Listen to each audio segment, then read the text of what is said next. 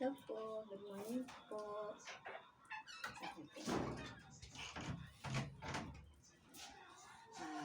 Magpapawis po muna tayo. May isi-share po ulit ako sa inyo. Pero gusto ko po munang magpapawis kasi hindi na po ako nakakapagsimba sa labas. Dito na lang po ako sa loob ng bahay.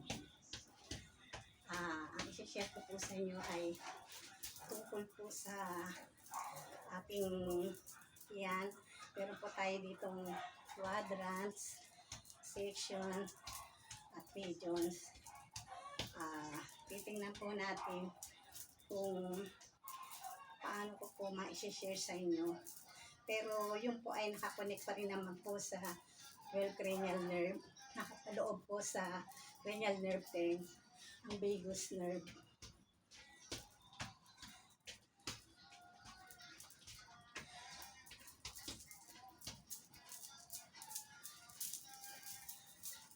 Alam niyo po bang napakahalaga po na alam po natin ng bawat parte sa ating stomach. Alam niyo po ba na ang tiyan pala po natin, ito po ay may fiber sheet pa bago mo po ma-trigger ang intestine colon at ang iba pa pong mga internal organ.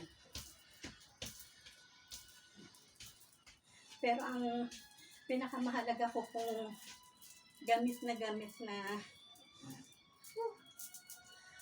na portion po sa ating stomach, sa ating pong tiyan, ay ang bawat section po.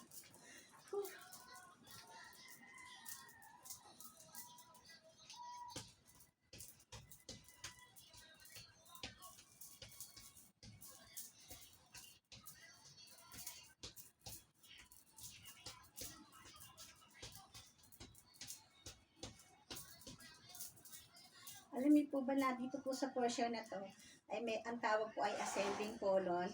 Pag umakyat po siyang ganyan, transverse colon na po dito. Pag bumaba naman po dito, ay descending colon. Pag patagas naman po dyan sa baba, ay sigmoid na po. Tapos meron din po tayong mga muscle movement din dyan po. Marami rin po tayong muscles sa dyan.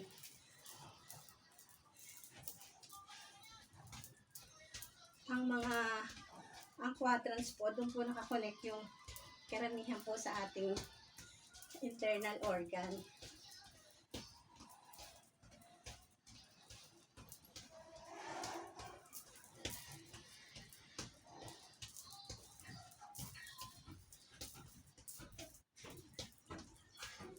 Paano po? Share ko na po ulit sa inyo. Love you all.